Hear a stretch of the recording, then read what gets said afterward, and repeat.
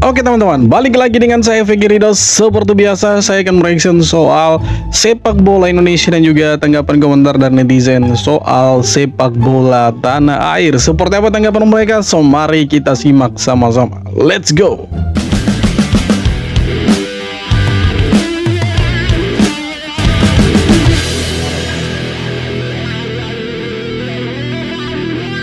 Ternyata Tijani Reinders bukan pemain keturunan Indonesia pertama yang bermain untuk Man City. Dia adalah yang ketiga. Lalu siapa yang pertama dan kedua? Pertama, berarti bukan Tijani Reinders yang pertama ya? Wih, ngeri juga nih pemain-pemain keturunan Indonesia ini. Banyak sekali keturunan Indonesia bukan orang Indonesia, keturunan Indonesia. ada Nigel de Jong. Pemain ini pernah menjadi andalan di lini tengah City pada tahun 2009 sampai 2012. Lalu ada nama pemain muda Gabriel Han yang saat ini berstatus pemain akademi Man City. Gabriel ini sempat diminati oleh pelatih Bima Sakti untuk membela timnas Indonesia di Piala Dunia U17 tahun 2023 silam. Sayangnya Gabriel tidak punya paspor Indonesia. Sayang sekali tuh kalau tidak bisa dinaturalisasi itu. Tapi inilah kerennya Indonesia teman-teman. Kita punya stok pemain keturunan yang bermain di luar negeri itu sangat-sangat banyak. Jadi ketika nanti besok-besok kita membutuhkan pemain-pemain keturunan untuk mengisi kekosongan di timnas, ya bisa kita panggil mereka dan naturalisasi. Itulah kerennya kita punya pemain keturunan yang sebenarnya tidak ada habis-habisnya. Dan lebih kerennya kemarin 4 pemain yang punya darah keturunan Indonesia sudah disumpah. Salah satunya adalah Mauro Zylstra yang sudah disumpah menjadi WNI dan kemungkinan besar akan bermain di FIFA Matchday bulan September nanti. Ya semoga gacor lah di timnas Indonesia dan bisa menyatu dengan pemain-pemain yang lain. Keren ini, hehe, mantap. Perlawanan bola sepak Indonesia melawan dengan Kuwait batal. Alamak. Jadi dari Pak Erik daripada PSSI iaitu ketum mengatakan ada unsur sabotaj guys. Kalau kita fikir atas unsur sabotaj, iya ke? Ya betul. Ni mungkin atas faktor keselamatan. Pasal tu dibatalkan. Betul tak? Betul tak?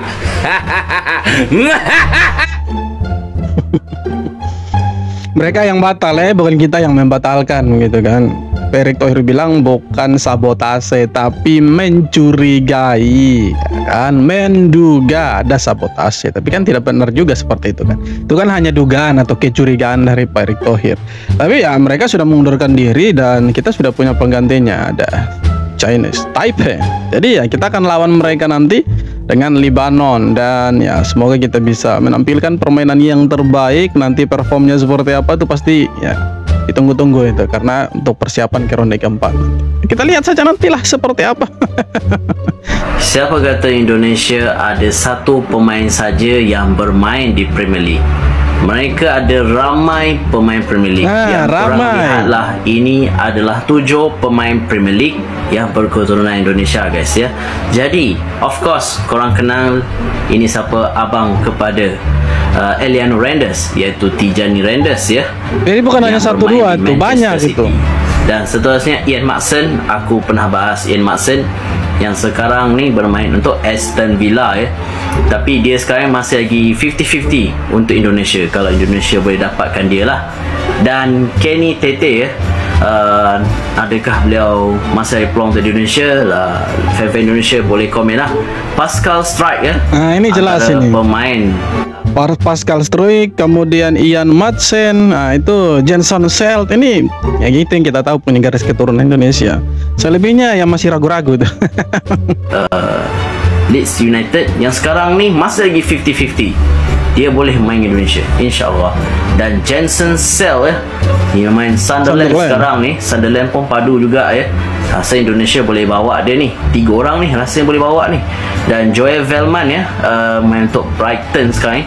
Tapi dia pun rasa tak boleh main kot. Dengan Matt Doherty pun dah tak boleh main. Tapi ada 3 orang yang dah tak boleh main dah untuk Indonesia sekarang ni. I don't know guys, Joel Veltman dengan Matt Doherty nanti Tijani rasanya mereka dah tak boleh main Indonesia. Tapi ada 4 player yang rasanya Indonesia boleh dapat. Kenny, Jenson, Pascal dan Ian Maatsen boleh.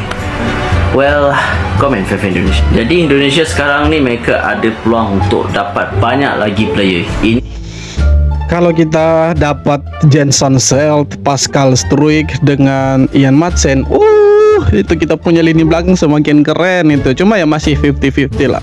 Pascal Struijk masih tunggu panggilan dari timnas Belanda. Ian Madsen juga ya, masih tunggu panggilan dari Belanda. Dan kalau misalkan kita bisa bujuk mereka, rayu mereka, dan mereka mau gabung dengan timnas Indonesia, ya pasti keren lah kita punya pemain belakang. Banyak sekali. Dan itu kuat sekali pertahanan belakangnya kita tuh. Jadi JITS punya tandem di belakang tuh semakin kuat. Bayangkan dia dengan Pascal Struijk, kemudian di kiri ada Ian Madsen. Keren itu kan, keren sekali itu guys. Jadi di Liga Inggris kita punya pemain keturunan bukan hanya 1-2, bukan Tijani saja, ada banyak sekali pemain yang punya garis keturunan Indonesia. Tapi beberapa sudah tidak bisa bermain untuk Indonesia karena mereka sudah bela timnas mereka. Ada yang dari Belanda itu sudah bermain di timnas senior. Jadi untuk timnas Indonesia sudah tidak bisa karena regulasinya kalau sudah pernah bermain di timnas senior maka tidak bisa bermain lagi untuk negara lain. Terkecuali seperti Pascal Struijk, Ian Madsen, itu kan mereka ya belum bermain lah. Mungkin baru sekali bermain, tapi dalam jangka waktu kurang lebih 3 tahun ya belum bermain, ya itu masih bisa dinaturalisasi. Ya semoga bisa lah, tapi jangan berharap terlalu banyak juga. Persib nggak udah-udah nih. Setelah Tom Hey dan Eliano Reinders, sekarang muncul lagi rumor Joey Pelupesi sama Asnawi Mangkualam bakal merapat ke Persib. Lama-lama bukan pemain Persib yang dipanggil ke timnas, tapi pemain timnas langsung yang dipanggil ke Persib. Buat kalian yang mau nonton aksi mereka bisa lewat link yang ada di bio gua. Gini, tujuan kita naturalisasi kan biar kita punya pemain dengan kualitas dunia. Ini kalau jadi pada main di Liga apa nggak menurun performa mereka. Tapi ya namanya juga mereka butuh duit ya kan. Mungkin persaingan di Eropa makin sulit. Messi Hilgers aja sampai sekarang belum dapat klub. Kalau menurut kalian sendiri gimana nih? Ya untuk Joey Pelupesi, dia ini kan sudah cukup berumur 30-an tahun lah, 32 kalau saya tidak salah. Kalau salah boleh dikoreksi. Kalau mau ke Liga 1 boleh lah ya, karena secara umur juga ya untuk ukuran Eropa tidak terlalu produktif kan. Lagian dia bermain di divisi kedua juga. Jadi kalau ke Indonesia saya pikir ketika dipanggil ke timnas nanti ya oke lah. Tapi yang mencengangkan Persib datangkan Om Haye. Kabarnya juga Eliano. Uangnya tidak bisa habis ini Persib ini. Kayaknya mau back to back juara lagi nih beri Super League ini. Banyak dari kita mungkin bertanya-tanya, bagaimana rasanya mendapat panggilan untuk membela negara? Bagi Miliano Jonathans, bintang muda FC Utrecht, rasanya campur aduk antara kebanggaan dan kegembiraan luar biasa. Dalam video terbaru yang dirilis oleh klubnya, Miliano tak bisa menyembunyikan senyumnya saat berbicara tentang satu hal. Tim Nasional Indonesia. Ya yang pastinya mereka bangga lah, senang lah ya, karena dipanggil ke timnas. Karena puncak tertinggi dari seorang pemain sepak bola, karirnya itu bermain untuk timnas. Apalagi jadi starter, mencetak gol atau kasih assist. Itu lebih dari cukup, itu keren itu. Dalam percakapan yang penuh emosi, Miliano Jonathans mengungkapkan rasa bangga yang luar biasa. Baginya, dipanggil untuk bergabung dengan skuad Garuda adalah sebuah mimpi yang menjadi kenyataan. Ngeri nih. Ini adalah sebuah kehormatan besar, ujarnya. Saya sudah tidak sabar untuk segera bergabung dengan tim dan memulai petualangan baru bersama Indonesia. Ia juga menegaskan, pilihannya ini bukan sekadar keputusan karir, melainkan sebuah panggilan jiwa. Miliano memilih Indonesia karena hatinya memang berada di sana. Pihak klub sendiri memberikan dukungan penuh, mengunggah video tersebut sebagai bentuk pengumuman resmi.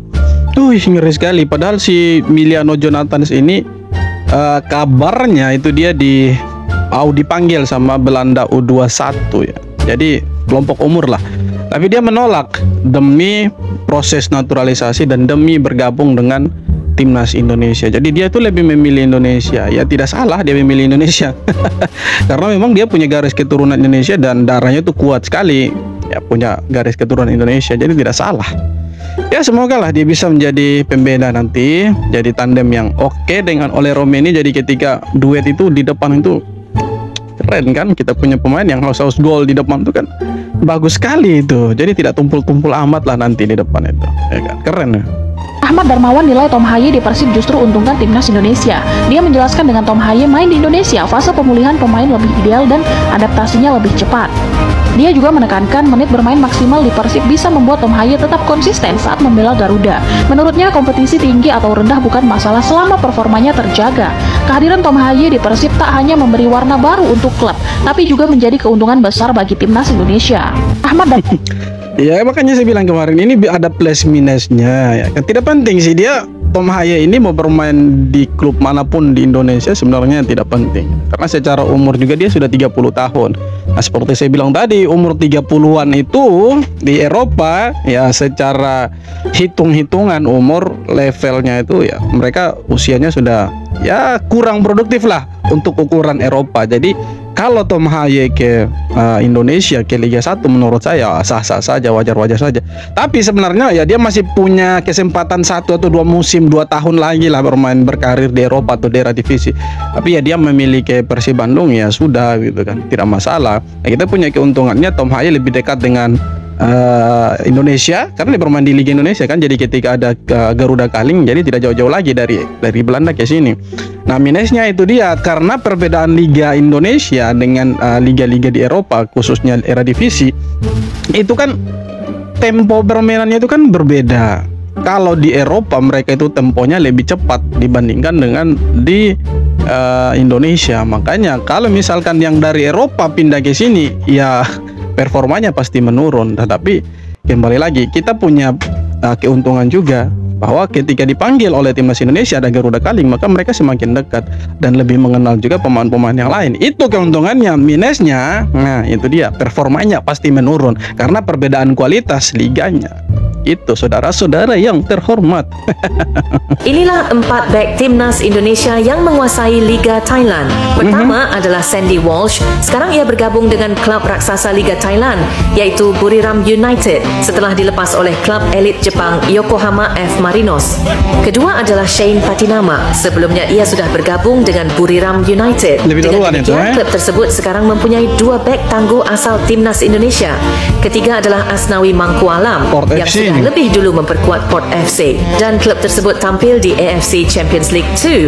Keempat adalah Pratama Arhan. Sekarang ia bergabung dengan Bangkok United setelah ia memperpanjang kontrak 2 tahun dengan klub tersebut. Bagaimana menurut kalian? Apakah kalian setuju dengan hadirnya 4 bek timnas Indonesia bermain di Liga Thailand? Iya tidak masalah karena secara kualitas Liga Thailand masih ada di atas jauh lah dari Liga Indonesia lah ya. Dan ya kabarnya Asnawi Mangkualam juga mau pulang ke Indonesia. Eliano Reinders juga kabarnya akan ke Persib. Rumornya Joy Pelupesi juga kabarnya akan ke Persib. Jadi ini masih tentang rumor lah. Tapi kalau Tom Haye kan sudah resmi itu. Ya mau dimanapun mereka bermain intinya dapat menit bermain lah ya. Jadi ya kalian paham-paham sajalah. Salah satunya bermain di tim top. Inilah 7 pemain Asia Tenggara yang pernah bermain di Bundesliga, kasta tertinggi kompetisi sepak bola Jerman. Pertama, ada nama pemain timnas Thailand Witaya Lahohakul. Witayaya pernah bermain untuk klub Jerman Hertha BSC di Bundesliga tahun 1980 dan telah mencatatkan 3 penampilan di kasta tertinggi Liga Jerman tersebut. Kedua, ada nama pemain berkebangsaan Filipina Denmark Dennis Chagara. Pemain timnas Filipina tersebut telah mencatatkan 8 penampilan di Bundesliga bersama Hertha BSC tahun 2004. Ketiga, ada nama Dennis Wolf. Pemain bergaris keturunan Filipina Jerman ini telah mencatatkan 4 penampilan di Bundesliga bersama tim Hannover 96 di tahun 2003-2004. Keempat, ada nama pemain timnas Kamboja, Chunli Pagenberg. Kamboja juga ada Kita tunggu kita punya rival abadi ini Malaysia ini. Apakah ada juga mereka?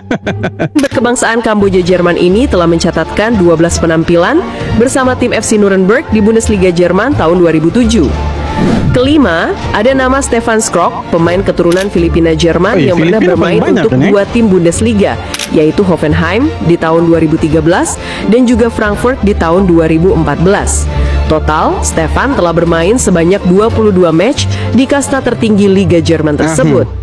Selanjutnya, di posisi ke-6 ada nama pemain timnas Filipina keturunan Filipina terus dari tadi nih. Malaysia, Indonesia hampir tidak ada nih. Tapi Indonesia ada, tenang.